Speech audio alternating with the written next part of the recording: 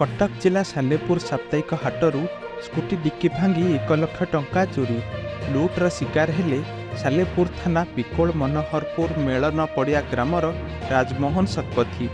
Rajmohan state bank रु 1 लाख टंका उठाई स्कूटी डिक्की रखी सालेपुर साप्ताहिक हाटरू फल किणी सारिबा परे चाउल गोदाम को जाइथिले। एही समय फल दुकान आगे रखिथिबा स्कूटी डिक्की को केही दुर्बृत्त भांगी 1 लाख टंका नहीं जाइथिबा अभियोग करछन्ती राजमोहन। सालेपुर पुलिस घटनास्थल में पहुंची तदंत आरंभ करथिले मध्य अपराधीक टेर पाई पारि नाही। एने राजमोहन शतपथी सालेपुर थाना एक लिखित अभियोग करिसेंती।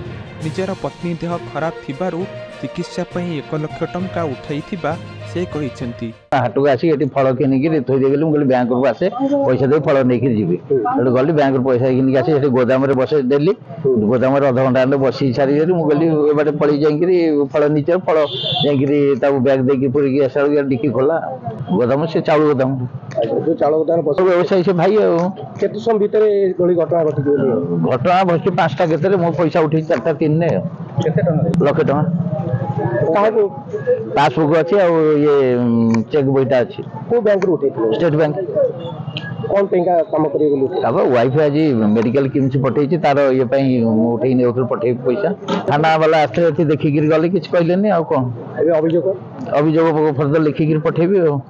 सालेपुर महेश्वर बेहरा रिपोर्ट लोकभाषा।